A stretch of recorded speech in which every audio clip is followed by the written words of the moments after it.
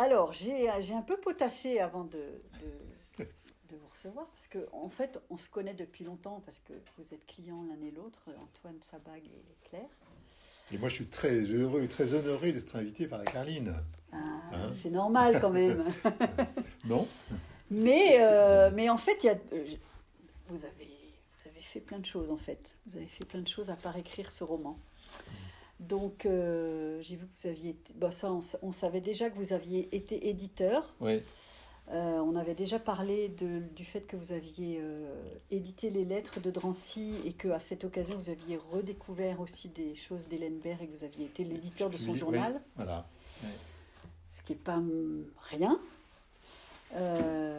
Mais je ne savais pas que vous étiez aussi professeur d'histoire, que vous aviez travaillé aux archives, que vous aviez fait des romans, des albums pour la jeunesse, des documentaires pour la jeunesse, toujours autour de l'histoire, évidemment, puisque c'est votre spécialité. Et donc voici un premier roman, donc Tardif quand un même. premier roman, Un tardif. qui est un roman historique, forcément. Enfin, qui parle d'histoire. Voilà.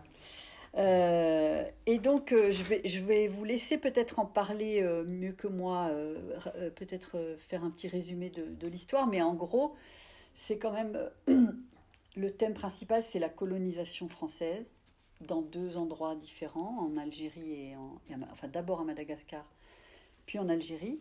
Et c'est à des moments cruciaux, c'est-à-dire que c'est pas la colonisation française de Madagascar ou la colonisation française de l'Algérie, mais c'est plutôt la fin de la colonisation à Madagascar, les débuts de l'indépendance, les débuts des mouvements indépendantistes dans la première partie.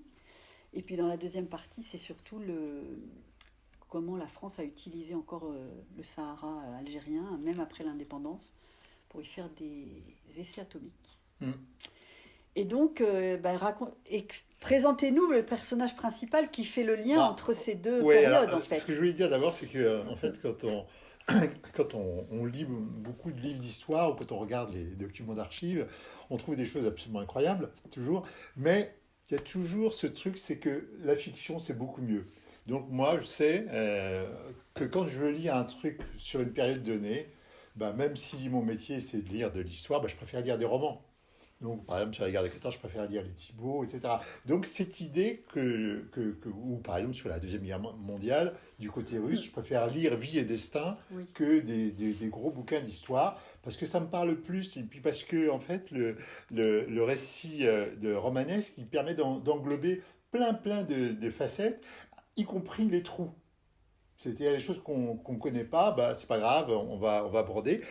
Tandis que l'historien, il est besogneux, en fonction des sources qu'il a, il dit, c'est voilà ce qu'on sait de ça. Et donc, moi, ce que je voulais, c'était essayer, parce que c'était un essai quand même, de raconter deux épisodes de la colonisation qui sont terribles. Qui sont absolument terribles et qu'on connaît très mal en France parce qu'ils ont été, même si c'est notre histoire, c'est parce qu'en fait, ils ont été recouverts par d'autres choses. Par exemple, l'épisode de Madagascar, il a été recouvert juste après, parce qu'il y a en même temps et après la guerre d'Indochine. Donc on parle de la guerre d'Indochine, puis après ça, il y a eu la guerre d'Algérie. Et puis alors, l'épisode du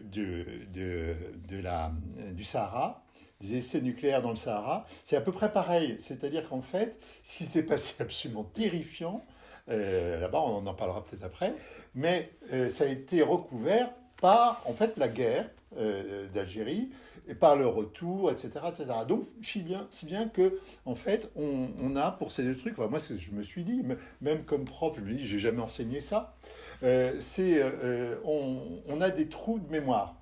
Mais des trous de mémoire collectifs. Voilà, c'était ça. Et donc, et pour les raconter, je me suis dit, il faudrait que je trouve une histoire, et une histoire d'un personnage. Alors, forcément, le personnage, pour moi, c'est une femme. Et c'est une femme qu'on va suivre depuis son voyage de noces, en fait, pas vers la noce, puisqu'en fait, elle quitte Marseille et elle va aller à Madagascar en bateau. Entre parenthèses, à l'époque, ça mettait quand même 3 semaines, hein, pour faire le voyage. Et voilà, c'est une petite bourgeoise catholique très bien pensante. Son mari est un officier brillant, résistant, etc., etc. Elle vient avec plein de stéréotypes. Et je voulais raconter aussi l'histoire de ces coloniaux C'est-à-dire comment il présentait, comment il voyait la colonie, en fait. C'est-à-dire une sorte de terrain conquis, et puis on apporte le bien, on va apporter le bien. Oui. Hein. Et ce n'est pas exactement ça. Et donc c'est elle le personnage principal, parce qu'on la suit, enfin j'ai essayé de faire en sorte qu'on la suive de ce moment-là, c'est-à-dire de sa jeunesse, elle a 25 ans, jusqu'à son très grand âge, c'est-à-dire jusqu'à ses 95 ans. Où là, il y a deux moments. Il y a le moment de sa jeunesse et puis le moment de sa grande vieillesse, où là, elle a la mémoire, comme on connaît, on sait tous ça, hélas, la mémoire dérape et revient sur des épisodes de sa jeunesse. Et il y a une femme et puis un, deux, trois hommes. Il y a son mari, en fait, qui va mourir au début de l'insurrection malgache. Il y a un autre personnage qui va l'épouser par la suite, et puis il y a un amoureux secret euh, qu'on découvre à la toute fin du livre. Voilà. Mais alors, ce qui est étonnant, c'est que pour moi, je n'avais pas lu ça comme ça. C'est-à-dire que pour moi, le personnage principal, c'est plutôt son deuxième mari. Parce que d'abord, ça commence avec lui, c'est-à-dire le premier chapitre, où il est lui-même le narrateur d'ailleurs.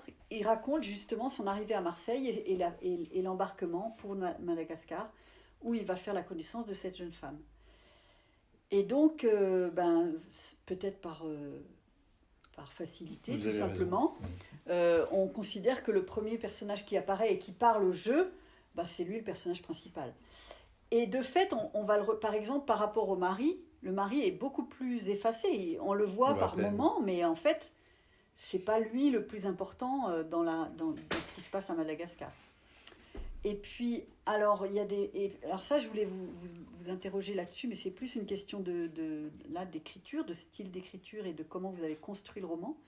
C'est qu'il y a des chapitres où c'est je qui parle, et c'est pas toujours le même jeu d'ailleurs, parce qu'à la fin, c'est elle. Et il y a des chapitres où c'est ce qu'on appelle le narrateur omniscient qui surplombe ses personnages et raconte ce qui leur arrive.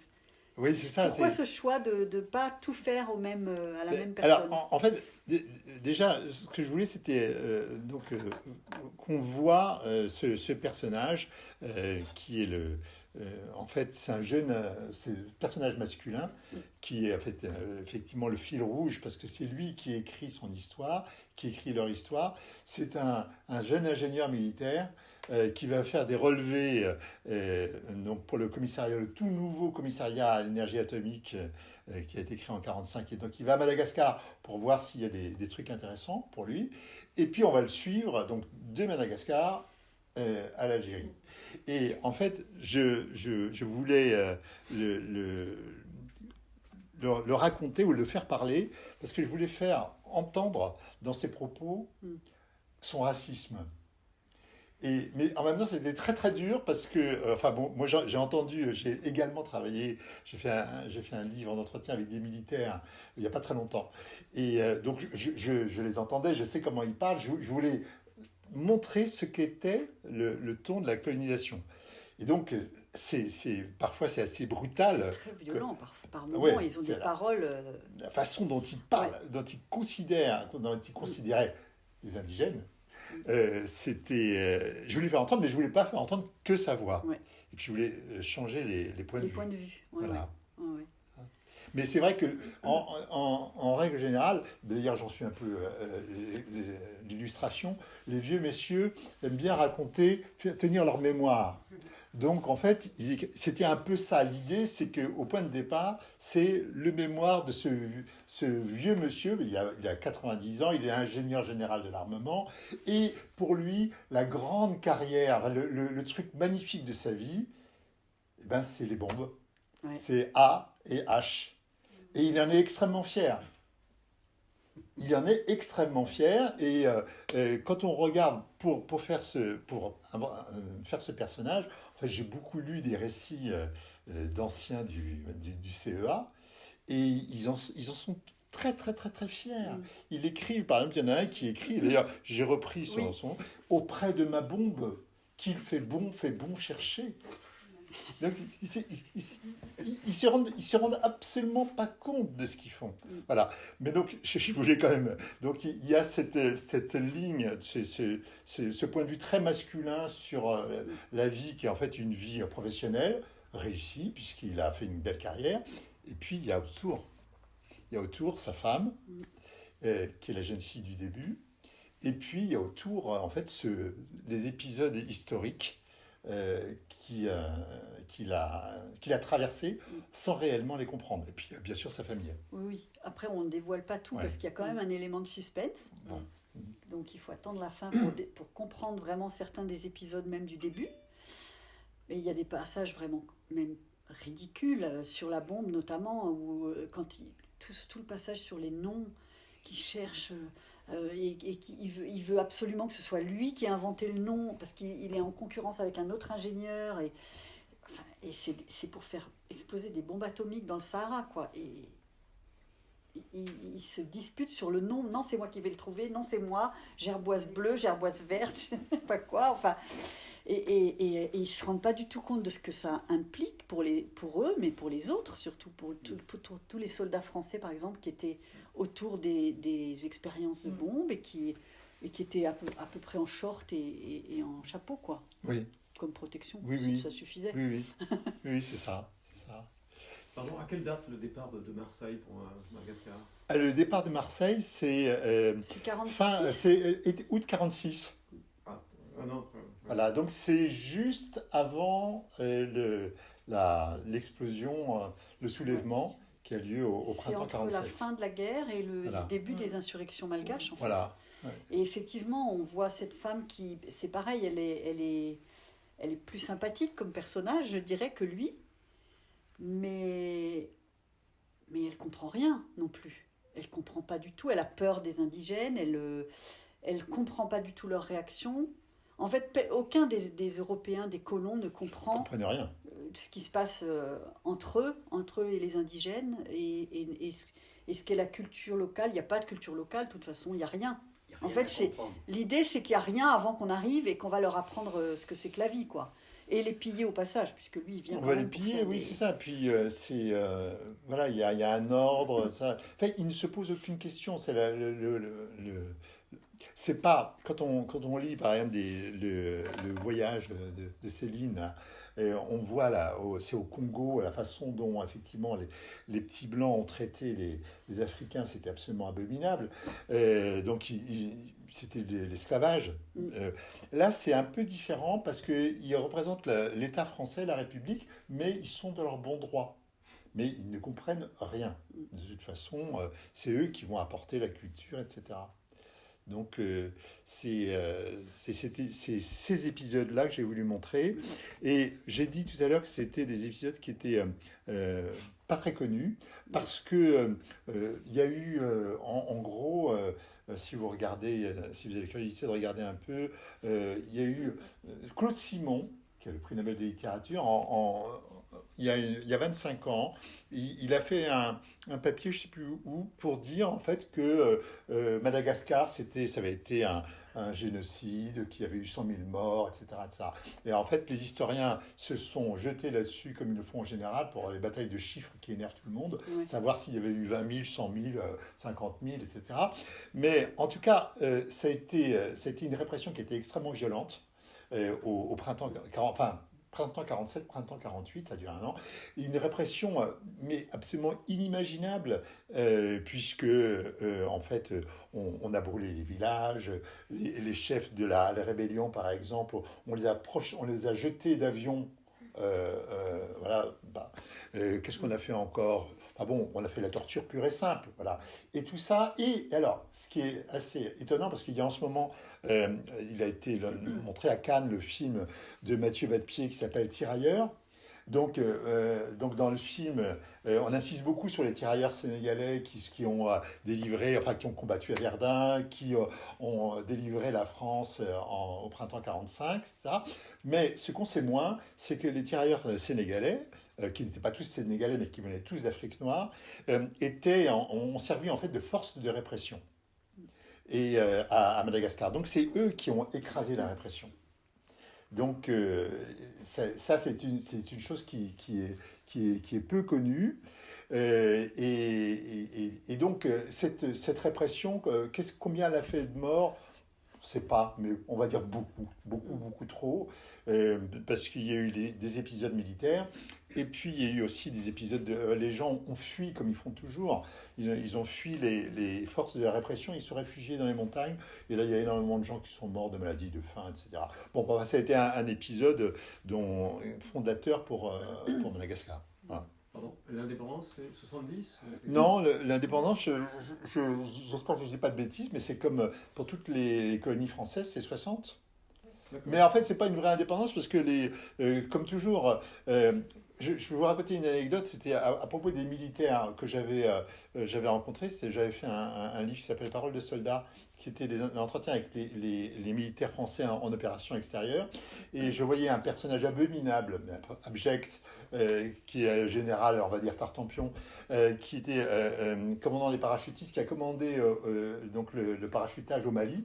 Donc en 2012 ou 2013, je ne sais plus, décidé par Hollande. Et il me disait, j'en discutais, justement, avant l'opération, j'en discutais avec le général commandant le Sénégal.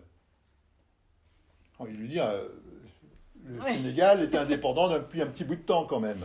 Donc en fait, pour Madagascar comme pour l'Afrique noire, en fait, même c'est une indépendance, mais qui est ultra contrôlée par l'État français. C'est-à-dire qu'il y a une présence militaire, les militaires viennent très régulièrement. Il y a une coopération militaire qui dure jusqu'à, je crois, pas longtemps, jusqu'à peut-être encore aujourd'hui, je ne sais pas.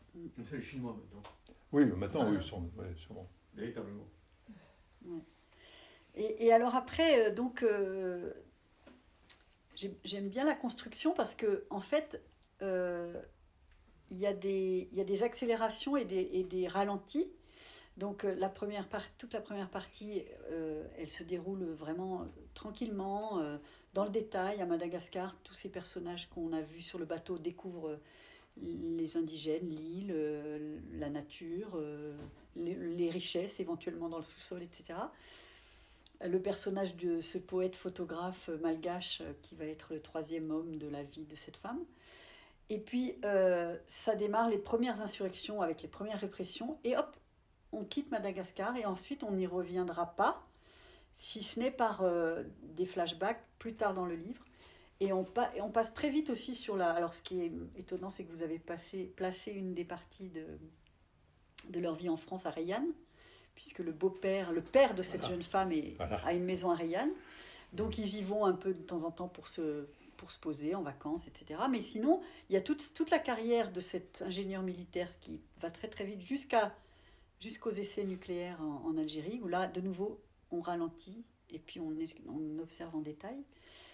Et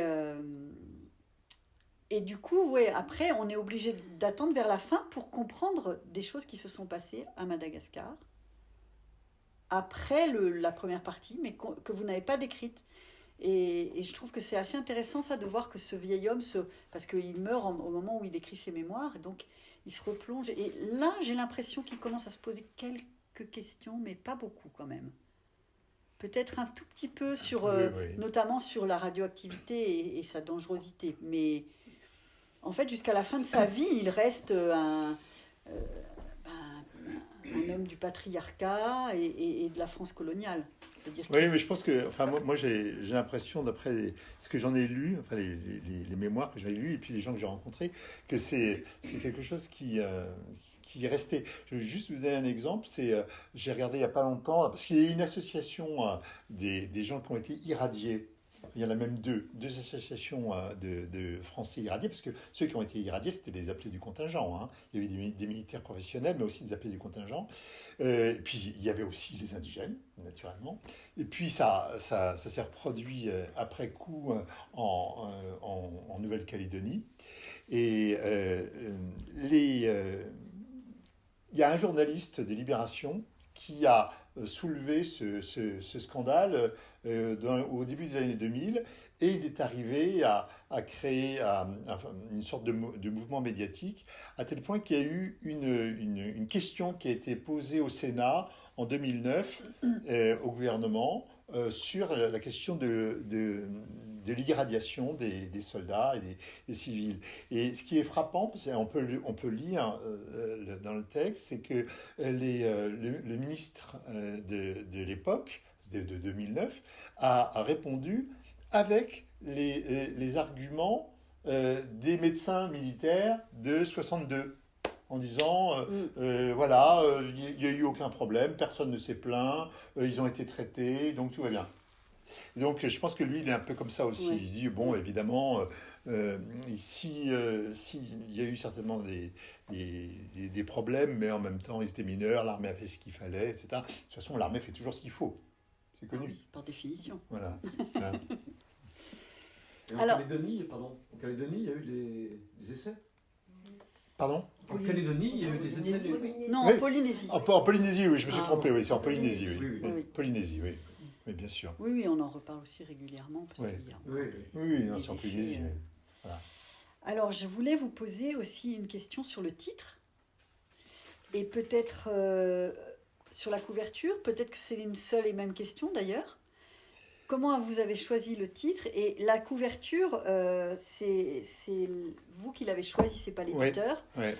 Et ce qui est... Enfin, je trouve que c'est très marrant, c'est qu'il y a des allusions à ce tableau Ouais. qui sont faites dans le texte lui-même. Mm.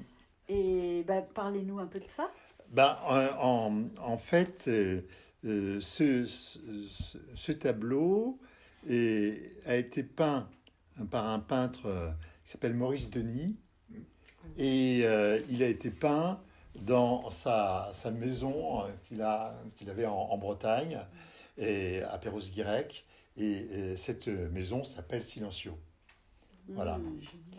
Donc, en fait, comme j'aime beaucoup ce tableau, et je trouvais que c'était assez intéressant, enfin pour moi en tout cas, de montrer essayer que le lecteur se dise qui est cette femme et qui est cet homme. Parce que, voilà. Et il y a alors je ne l'ai pas noté, enfin si, normalement je l'ai noté, mais il y a un passage deux passages en fait, si je me souviens bien, où vous parlez, enfin, ou même peut-être trois. Il y en a un au tout début, enfin dans la première partie à Madagascar, où on voit ce troisième homme mystérieux dont je ne parlerai pas plus, mais qui est photographe, secrètement amoureux de la jeune femme, et qui prend en photo, en fait, cette femme devant le tableau qui la représente. Devant ce tableau-là. Voilà. Puisque, en fait, ce tableau, qui n'est pas... Non, c'est pas celui-là. Voilà, évidemment. sûr. Mais vous en faites un élément du roman, en fait, puisque Oui. il est censé représenter la jeune femme dont on parle, qui est donc le personnage principal. Et il revient à plusieurs reprises, et même à la toute fin, il devient presque un élément de révélation du suspense dont je parlais avant. C'est en fait, il y a merci d'avoir si bien lu. Ah bah. Hein, ce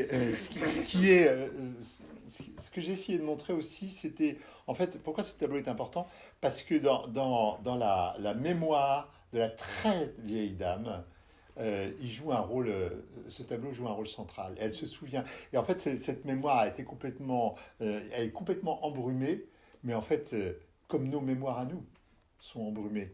Donc, on oublie des tas de choses. Donc, elle a oublié des tas de trucs.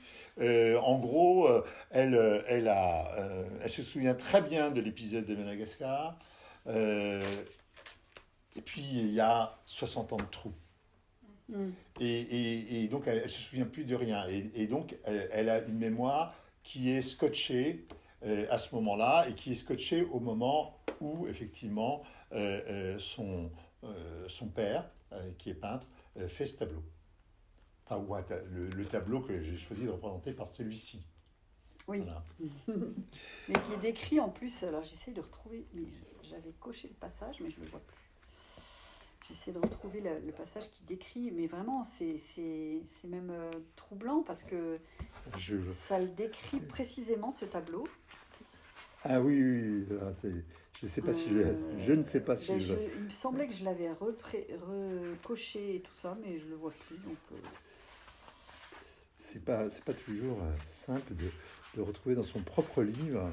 Hein, voilà. ouais, parce que vous avez dû le lire et le relire plein de fois pour le faire, pour le corriger, pour le compléter, etc. Voilà. Ah oui, c'est ça. Donc, donc pendant ce moment de récitation, c'est le narrateur, il avait observé comme Simon fixait Gaby. L'intensité de ce regard ne l'avait pas seulement mis mal à l'aise, elle l'avait rendu furieux. Ce petit mulâtre prétentieux qui jouait l'élégant à la mode londonienne et parlait poésie d'une voix doucereuse était plus qu'il n'en pouvait supporter. Il se leva et fit mine d'admirer les toiles de Labo que sa fille avait accrochées au mur. Un grand dessin au fusain représentait 3 femmes malgaches au pied d'un arbre. L'une d'elles, debout, tenait une ombrelle, les 2 autres étaient à ses pieds. Toutes 3 étaient seins nus. À côté d'elle, un enfant jouait avec des figurines animales, des oiseaux, un zébu. Charles trouva le style détestable. À l'intérieur de la véranda, sur un chevalet déjà couvert de peinture, il y avait une petite toile dans le goût des nabis qui représentait une jeune femme habillée d'une robe rouge et coiffée d'un chapeau comme en portait sa mère 20 ans plus tôt. Elle était de profil, face à une fenêtre ou à un beau window. Assise très droite sur sa chaise, un peu empruntée, elle tenait à la main une tasse de thé. En détaillant la silhouette, Charles vit le pli de la robe qui soulignait un ventre un peu arrondi. Une femme enceinte ou qui relève de couches, pensa-t-il. De l'intérieur de la pièce lui parvenait le rire de Gaby et la voix enjouée de son père. En se penchant sur le tableau, Charles s'aperçut que le décor de la scène était la véranda dans laquelle il se tenait. Le profil de la jeune femme auquel il n'avait d'abord pas prêté attention le frappa soudain. Georges Laberechny n'avait pas peint sa femme comme il l'avait d'abord cru, mais sa fille Gabrielle. Charles eut un éblouissement. Loin de le mettre à distance, le début de maternité rendait Gaby encore plus désirable. Bon Dieu, marmonna-t-il, je suis en train de tomber amoureux de cette fille. Voilà. Voilà. Et pour terminer quand même sur Simon, c'est le seul personnage qui pourrait faire un lien en fait entre les colons et les indigènes, puisqu'il fait partie de ces indigènes, mais il a suffisamment un niveau social et culturel suffisamment important pour pouvoir éventuellement expliquer des choses à ces gens, mais en fait c'est peine perdue parce qu'ils ne veulent pas comprendre et du coup j'ai noté un passage où il essaye d'expliquer suite à une scène où Gaby se trouve confrontée à une mère et son enfant et elle essaye de les aider et ils ont l'air complètement terrifiés, donc elle raconte cette scène et lui, Simon, dit pour beaucoup de mes compatriotes, les Vazaha, c'est-à-dire les Européens, sont dotés d'un pouvoir maléfique. Ils ont un Bibi Olona, puisqu'elle a cru comprendre qu'il disait Bibiolona, qui prive les Malgaches de leur richesse. Il y en a même qui pensent que les Blancs volent le cœur ou le foie des enfants. Charles Bouillet, j'espère, monsieur, que vous-même ne croyez pas à ces sornettes d'un autre âge. Simon Ravoelinana avait les yeux baissés. Sur le ton de la confidence, il ajouta « Chaque peuple a ses croyances qui plongent dans la nuit des temps. Elles ont rythmé la vie de nos ancêtres et continuent de relier nos communautés à leur sol. Votre maréchal avait une belle formule, continua-t-il en relevant la tête vers Charles. La terre, elle, ne ment pas, disait-il. C'est ce lien si ancien avec notre sol et nos ancêtres que racontent ses croyances.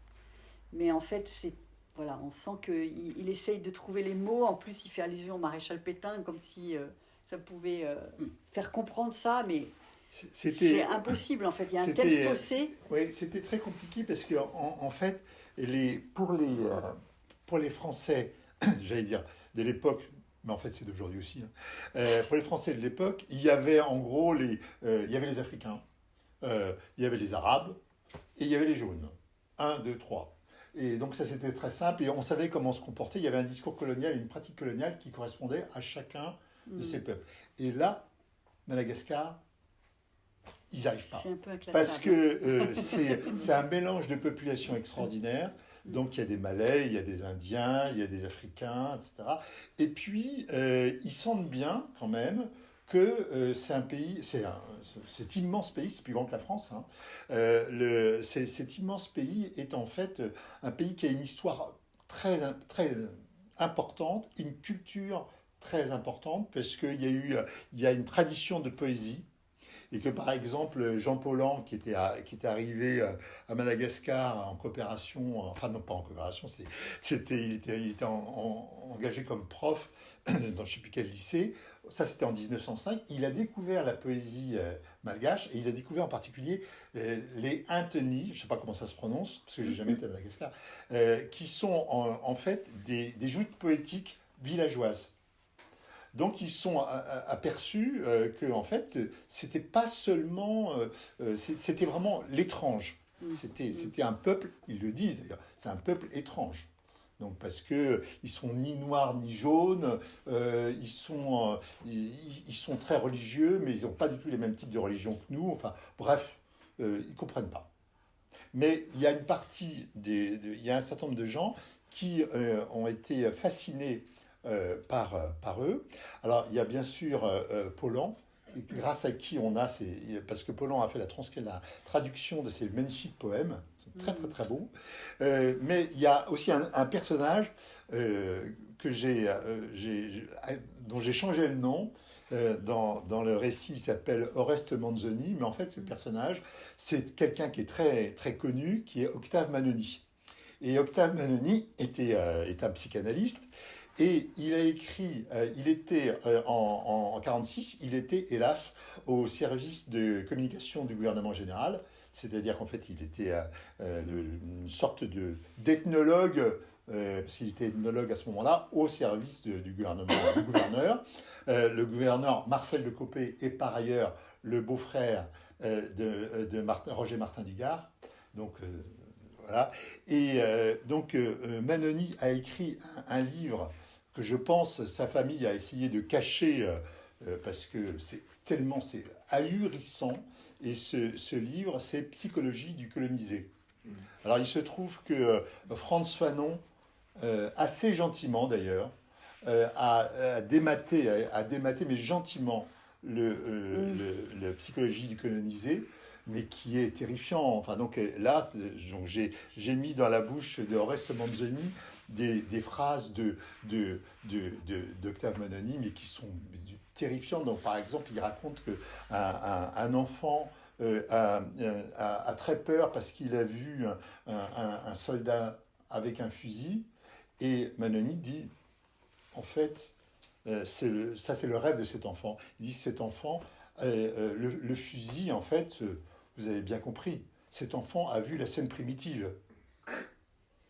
Voilà, c'est-à-dire il était dans la chambre, parce qu'il le dit d'ailleurs, les Malgaches n'ont pas de chambre séparée pour les parents et les enfants, donc voilà.